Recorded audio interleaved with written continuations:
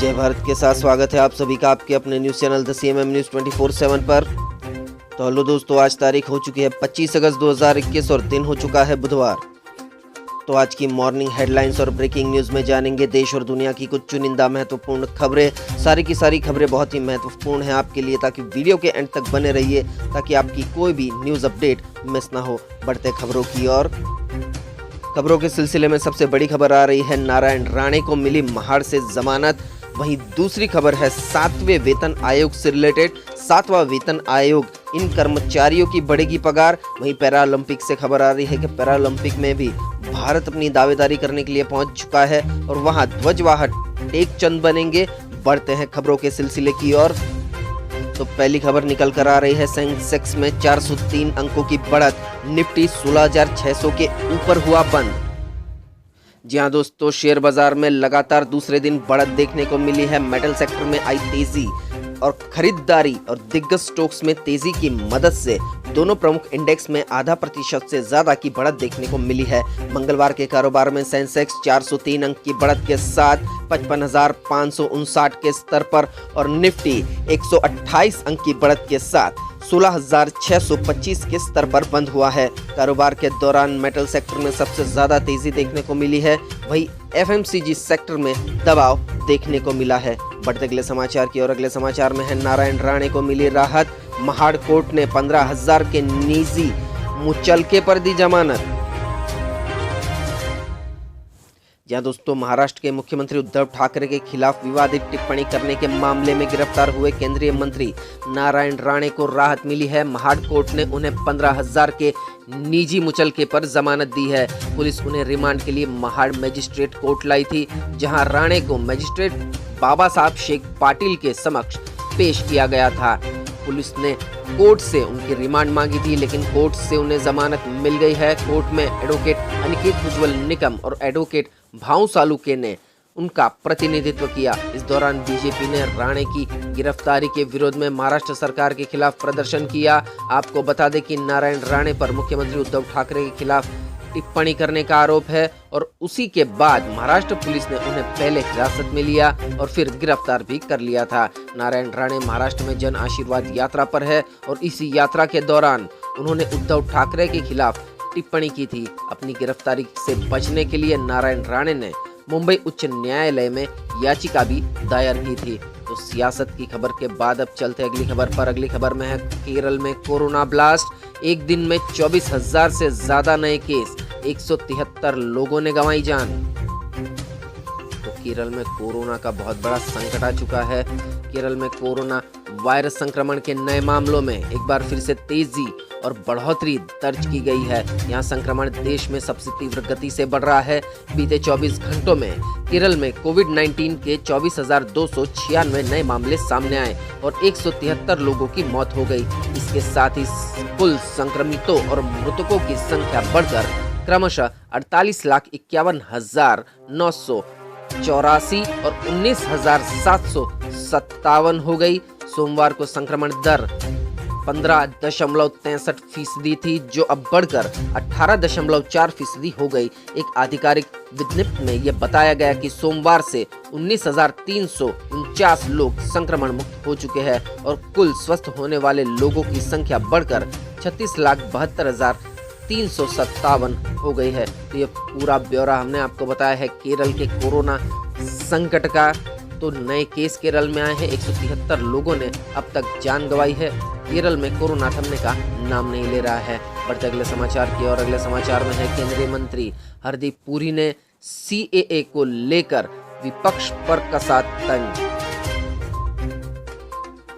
या दोस्तों, अफगानिस्तान से अफगान सिखों और हिंदुओं को भारत लाए जाने के बाद केंद्रीय मंत्री हरदीप सिंह ने मंगलवार को नागरिकता संशोधन अधिनियम CAA सिटीजनशिप अमेंडमेंट एक्ट के महत्व को रेखांकित किया और कानून का विरोध करने वालों पर निशाना साधा। पुरी ने संवाददाता सम्मेलन में कहा कि 228 भारतीय नागरिकों समेत 626 लोगों को अब तक अफगानिस्तान से निकाल कर लाया जा चुका है। उन्होंने कहा कि अफगानिस्तान से 77 अफगान सिखों को लाया गया है।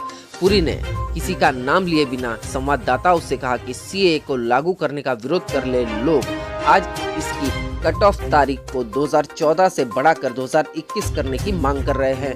इससे पहले आज दिन में अकाली दल के नेता मनजिंदर सिंह सिरसा ने केंद्रीय गृह मंत्री अमित शाह को पत्र लिखकर उनसे अनुरोध किया था कि सीएए में संशोधन कर इसके दायरे में अफगानिस्तान के सिखों और हिंदुओं को लाया जाए जिन्होंने भारत में शरण ली है। तो एक बार फिर से सिटीजनशिप अमेंडमेंट एक्ट का मुद्दा बीजेपी की तरफ से ही उठ रहा है। वो इनके इन प्रकारे न किसी भी तरीके से अपने काले कानूनों को सही साबित करके जनता पर थोपना चाहती है। बढ़ते अगली खबर की और अगली खबर में है गुजरात में रह रहे पाकिस्तान के हिंदू शरणार्थियों को कोरोना टीके दिए जाएंगे, सरकार ने दिया बयान।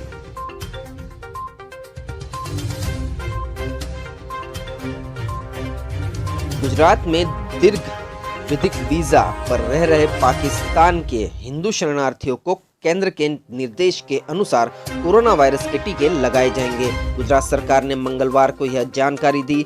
एक विज्ञप्ति के अनुसार गुजरात के गृह राज्य मंत्री प्रदीप सिंह जाडेजा ने प्रदेश के पुलिस महानिदेशक डीजीपी आशीष भाटिया सहित विभिन्न शीर्ष अधिकारियों के साथ समीक्षा बैठक की ताकि पश्चिमी राज्य में बसे इन शरणार्थियों से जुड़े मुद्दों का हल लाया जा सके। बैठक के बाद जाडेजा ने कहा कि गुजरात में भारतीय जनता पार्टी की सरकार यह सुनिश्चित करेगी कि शरणार्थियों को कोई समस्या न हो। उन्होंने कहा कि केंद्र के निर्देश के अनुसार राज्य सरकार ने इन शरणार्थियों को कोरोना वायरस के टीके लगाने का फैसला किया है।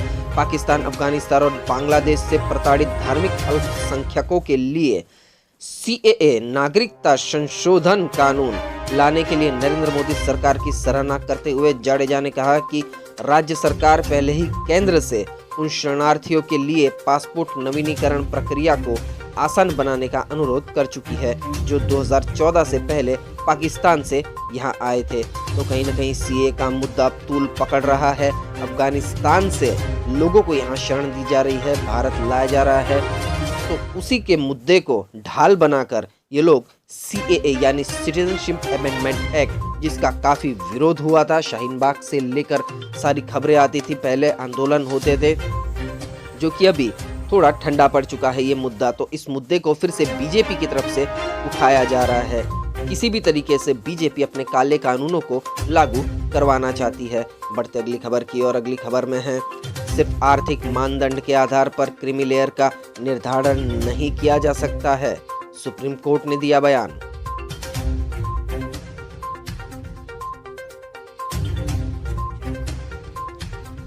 सुप्रीम कोर्ट ने मंगलवार को कहा कि दाखिले और सरकारी नौकरियों में आरक्षण के लाभ से वंचित करने के लिए पिछड़े वर्गों में क्रीमी लेयर का निर्धारण केवल आर्थिक मानदंड के आधार पर नहीं किया जा सकता है। सुप्रीम कोर्ट ने पिछड़े वर्गों के भीतर क्रीमी लेयर को हटाने के लिए मापदंड निर्धारित करने की हरियाणा सरकार की 17 अगस्त 2016 की अधिसूचना को खारिज करते हुए यह इंदिरा साहनी मामले में इस अदालत द्वारा जारी निर्देशों का सरासर उल्लंघन है। इस मामले को मंडल फैसला के नाम से भी जाना जाता है। बढ़ते अगली खबर की और अगली खबर में है सियासत के गलियारों से ये खबर आ रही है कि मनसुख मांडविया ने अब केंद्र सरकार राज्यों के साथ खड़ी रही कोविड-19 महामारी में ये बयान दिया है। कहीं ना कहीं बीजेपी अपनी तारीफ पर भी उतर आई है। तो मनसुख मांडविया ने ये बयान दिया है। देखते खबर में क्या है। तो केंद्रीय स्वास्थ्य मंत्री मनसुख मांडविया ने मंगलवार को कहा कि कोरोना वायरस महामारी के दौरान केंद्र सरकार राज्यों के साथ खड़ी रही है और केंद्र की आपातकालीन वित्तीय सहायता ने कोविड-19 का मजबूती से सामना करने में महत्वपूर्ण भूमिका निभाई है। स्वास्थ्य मंत्रालय के एक बयान के अनुसार उन्होंने यह भी कहा कि प्रधानमंत्री स्वास्थ्य सुरक्षा योजना देखभाल में क्षेत्रीय असंतुलन को दुरुस्त कर रही है और पिछड़े राज्यों में गुणवत्तापूर्ण चिकित्सा प्रदान कर रही है। बयान में कहा गया है कि एक कार्यक्रम में मांडविया बोल रहे थे जिसमें उन्होंने झारखंड के देवघर जिले में अखिल भारतीय आयुर्विज्ञान संस्थान में एक आयुष भवन, रैन बसेरे और बाह्य रोगी विभाग यानी ओपीडी सेवाओं के लिए नए भवन का उद्घाटन किया। बयान के अनुसार मंत्री ने कहा कि अब लोगों को देवघर में सर्वोत्तम चिकित्सा सुविधाएं मिल सकती है। तो केंद्रीय स्वास्थ्य मंत्री मनसुख भाई मांडविया ने सरकार की तारीफ की, लोगों के सामने ये जताया कि कोरोना महामारी में सरकार ने काफी मदद की है। वहीं आपको बता दें कि बीच में खबर आई थी कि सिविल अस्पताल गुजरात में जो वेंटिलेटर्स वगैरह पहुंचाए गए हैं केंद्र की तरफ से, वो बिल्कुल ही घटिया क्वालिटी के चाइना के हैं और कई तो काम भी नहीं कर रहे हैं। तो कहीं ना कहीं सरकार अपनी नाकामियों को हमेशा अपनी तारीफों से आलोचकों का मुंह बंद करने के लिए ऐसे बयान जारी करती रहती है और मंत्रियों की तरफ से ऐसे बयान आते रहते हैं। बढ़ते अगली खबर की और अगली खबर में है बारामूला में मुठभेड़ में लश्कर तैयबा के 3 आतंकी ढेर, आत्मसमर्पण करने से भी किया था इनकार। जम्मू कश्मीर के बारामूला जिले में सुरक्षा बलों ने एक मुठभेड़ में मंगलवार को लश्कर तैयबा के 3 आतंकवादियों को ढेर कर दिया। मुठभेड़ में मारे गए तीनों आतंकवादियों ने आत्मसमर्पण करने से इनकार कर दिया था। इसके साथ ही घाटी में बीते 24 घंटे में मारे गए आतंकवादियों की संख्या बढ़कर 5 हो गई। पुलिस ने यह जानकारी दी। पुलिस के एक अधिकारी ने बताया कि आतंकवादियों की मौजूदगी की जानकारी मिलने के बाद सुरक्षा बलों ने सोमवार देर रात सुपोर के पेट सिर में घेराबंदी कर तलाश अभियान शुरू किया था। उन्होंने बताया कि मंगलवार को आतंकवादियों ने सुरक्षा बलों पर गोलीबारी की, जिससे मुठभेड़ शुरू हो गई। अधिकारी ने बताया कि सुरक्षा बलों के साथ मुठभेड़ में 3 आतंकवादी मारे गए हैं। उन्होंने कहा कि मारे गए आतंकवादियों की पहचान फैजल, रमीज अहमद गनी और गुलाम मुस्तफा शेख के रूप में हुई है, जो कुपवाड़ा जिले के टेकीपुरा के निवासी थे। तो जम्मू कश्मीर से खबर आ रही थी, आतंकियों को ढेर कर दिया है मुठभेड़ में हमारे जवानों ने। बढ़ते अगली खबर की ओर। तो इस खबर में है संयुक्त राष्ट्र मानवाधिकार प्रमुख ने कहा अपने कब्जे वाले इलाकों में बर्बरता कर रहा है तालिबान। जी हाँ दोस्तों, अपने कब्जे वाले इलाकों में काफी लोगों को परेशानी कर रहा है तालिबान। ये खबर सच्ची है। राष्ट्रीय मानवाधिकार प्रमुख, संयुक्त राष्ट्रीय मानवाधिकार प्रमुख जो मिशेल बैशलेट ने मंगलवार को कहा कि उन्हें अफगानिस्तान में तालिबान के नियंत्रण वाले क्षेत्रों में बर्बरता से संबंधित पक्की खबरें मिली है, जिनमें आम लोगों और हथियार डाल चुके सुरक्षा कर्मियों को तत्काल मृत्युदंड दिए जाने तथा महिलाओं पर प्रतिबंध लगाना शामिल है। उन्होंने मानवाधिकार परिषद से अफगानिस्तान में लोगों के अधिकारों से जुड़ी स्थिति पर निगरानी के लिए साहसिक एवं ठोस कार्रवाई करने का आग्रह किया। उन्होंने कहा कि तालिबान आम लोगों को और हथियार डाल चुके सुरक्षा कर्मियों को तत्काल मृत्युदंड दिए जाने समेत कई तरह की बर्बरता कर रहा है। बैशलेट ने कहा कि मानवाधिकार उल्लंघन की खबरों की जांच के लिए बड़ी कार्रवाई की जानी चाहिए और युद्धग्रस्त देश पर अंतर्राष्ट्रीय समुदाय का ध्यान व्यर्थ नहीं जाना चाहिए। उन्होंने कहा इस निर्णायक घड़ी में अफगानिस्तान के लोग अपने अधिकारियों की रक्षा के लिए मानवाधिकार परिषद की ओर देख रहे हैं। अफगानिस्तान में मानवाधिकारों से संबंधित स्थिति पर करीब से नजर रखने के लिए एक समर्पित तंत्र की स्थापना कर मैं परिषद से साहसिक एवं ठोस कार्रवाई करने का आग्रह करती हूं। तो मिशेल बैशलेट ने ये बहुत ही हिम्मत भरा बयान दिया है। संयुक्त राष्ट्र मानवाधिकार की प्रमुख है मिशेल। तो उन्होंने अफगानिस्तान में लोगों पर हो रहे अत्याचार के खिलाफ आवाज उठाई है। बढ़ते अगली खबर की और अगली खबर में आरक्षण में ज्यादा गरीबों को प्राथमिकता देने की अधिसूचना रद्द। सुप्रीम कोर्ट ने कहा पहचान का अधिकार सिर्फ आर्थिक नहीं हो सकता है। सुप्रीम कोर्ट ने आरक्षण का लाभ देने में सिर्फ आर्थिक आधार को मानक मानने को एक बार फिर से नकार दिया है। मंगलवार को हरियाणा सरकार को सुप्रीम कोर्ट से बड़ा झटका लगा। अदालत ने सरकारी नौकरी और शिक्षण संस्थाओं में प्रवेश में ओबीसी की 6 लाख रुपए सालाना आय वाली नॉन क्रीमिलेयर में 3 लाख रुपए सालाना आय वाले ज्यादा गरीब वर्ग को आरक्षण का लाभ देने में प्राथमिकता देने वाली हरियाणा सरकार की अधिसूचना को रद्द कर दिया है। बढ़ते अगले समाचार की और अगले समाचार में है 7वां वेतन आयोग। इन कर्मचारियों की 35,000 रुपए तक बढ़ गई सैलरी। सरकार ने पूरी की बड़ी डिमांड। जी हाँ दोस्तों, ये खबर आ रही है गुजरात से। गुजरात में हड़ताल पर बैठे 2000 से ज्यादा डॉक्टरों की एक बड़ी डिमांड राज्य सरकार ने पूरी कर दी है। इससे उनकी सैलरी में हजारों रुपए महीने की बढ़ोतरी होगी। गुजरात सरकार ने सरकारी अस्पतालों और डॉक्टरों, Gujarat medical education and research society, medical colleges के शिक्षकों के लिए 7वें वेतन आयोग 7th पे कमीशन की सिफारिश के अनुरूप नॉन प्रैक्टिस अलाउंस को मंजूरी दे दी है।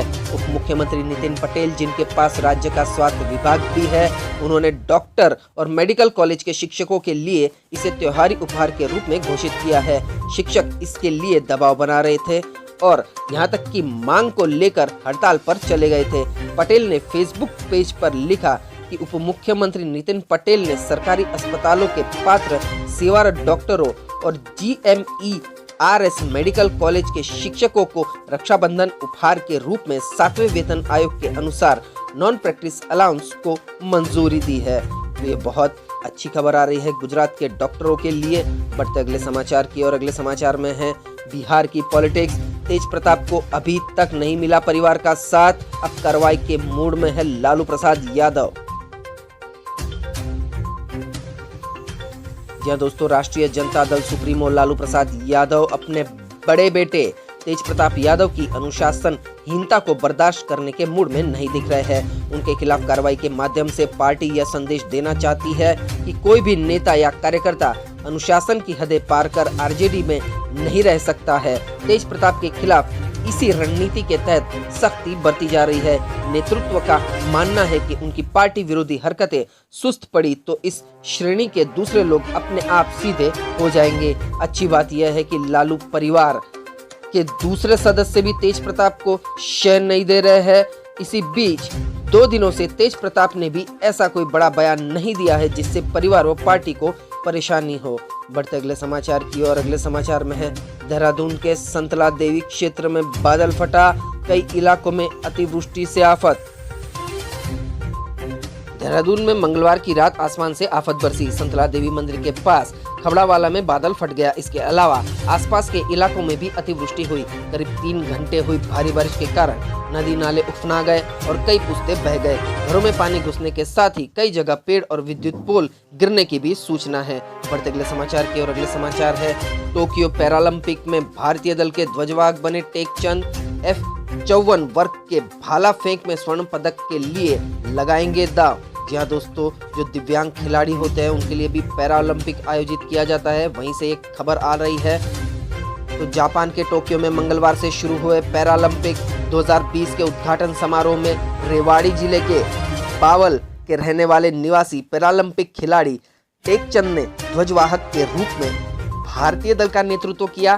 पैरालंपिक खिलाड़ी टेकचंद की इस उपलब्धि के लिए हरियाणा के मुख्यमंत्री मनोहर लाल ने बधाई एवं प्रतियोगिता में अच्छे प्रदर्शन के लिए शुभकामनाएं दी। टोक्यो पैरालंपिक में भारत के 54 खिलाड़ी देश का प्रतिनिधित्व कर रहे हैं, जिनमें से 19 खिलाड़ी हरियाणा प्रदेश से है।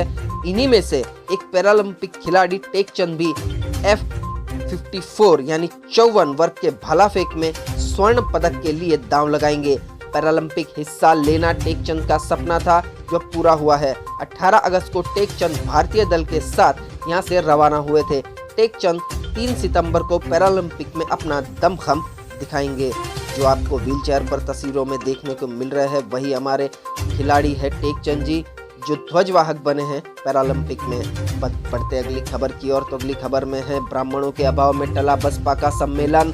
पार्टी नेताओं ने जिम्मेदारी लेने से किया किनारा। 22 अगस्त को होना था ब्राह्मण सम्मेलन।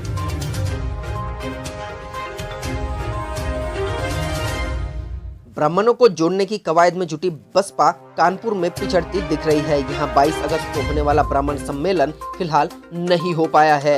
इसको आगे के लिए टाल दिया गया है। इसके पीछे की जो वजह सामने आ रही है वह पार्टी की जमीन खिसकने की दास्तां बयां कर रही है। पार्टी के गलियारे से छन कर आ रही खबरों पर यदि यकीन करें तो ब्राह्मण सम्मेलन में आने वाले खर्च की जिम्मेदारी लेने वाले नहीं मिल रहे हैं। साथ ही सम्मेलन के लिए ब्राह्मणों की संख्या भी बड़ी चुनौती बनी हुई है। अब कानपुर शहर और देहात की जिला इकाई को मिलाकर ब्राह्मण सम्मेलन आयोजित किए जाने के लिए पार्टी के शेष नेताओं की कवायद जारी है। तो बीएसपी का ये दाव कहीं न कहीं उल्टा पड़ता दिखाई दे रहा है। तो अब जानते हैं सर्राफा बाजार की चाल, क्या रहा सोने चांदी का हाल। तो रुपए के मूल्य में सुधार आने के बावजूद मंगलवार को दिल्ली सर्राफा बाजार में सोना 170 रुपए की तेजी के साथ 46,544 रुपए प्रति 10 ग्राम हो गया। HDFC सिक्योरिटीज ने यह जानकारी दी। इससे पहले कारोबारी सत्र में सोना 46,374 रुपए प्रति 10 ग्राम पर बंद हुआ था। इसी के साथ चांदी की बात करें तो चांदी भी 172 रुपए की तेजी के साथ 61,584 रुपए प्रति किलोग्राम हो गई थी। पिछले कारोबारी सत्र में चांदी 61,412 रुपए प्रति किलोग्राम पर बंद हुई थी। अब देखते हैं अगले समाचार। अगले समाचार में भारत के मौसम का हाल। स्काईमेट वेदर के हिसाब से कैसा रहेगा अगले 24 घंटे का भारत के मौसम का पूर्वानुमान। तो अगले 24 घंटों के दौरान उत्तराखंड, उत्तर प्रदेश की तलहटी, बिहार, उप हिमालय, पश्चिम बंगाल, सिक्किम, असम, मेघालय और अरुणाचल प्रदेश में भारी बारिश के साथ हल्की से मध्यम बारिश के साथ कुछ स्थानों पर भारी बारिश भी संभव है। पूर्वोत्तर भारत, अंडमान और निकोबार द्वीप समूह, शेष उत्तर प्रदेश, हिमाचल प्रदेश, पूर्वी मध्य प्रदेश, झारखंड, केरल और तमिलनाडु में हल्की से मध्यम बारिश होने की संभावना है। तेलंगाना, ओडिशा, गुजरात के कुछ हिस्सों, महाराष्ट्र और कर्नाटक में भी हल्की बारिश संभव है। तो इसी के साथ आज के मॉर्निंग हेडलाइंस और ब्रेकिंग न्यूज यही समाप्त होते हैं। देश और दुनिया की खबरों के लिए सब्सक्राइब कीजिए द CMM News 24/7 को और बेल आइकन को भी प्रेस कर लीजिए ताकि हर रोज की सबसे बड़ी खबरें आपके मोबाइल पर मिल जाए। वीडियो को पूरा देखने के लिए आप सभी का बहुत बहुत धन्यवाद। आपका दिन मंगलमय रहे, खुशनुमा रहे। मिलते अगले न्यूज अपडेट के साथ। Thank you, take care, good bye, जय भारत।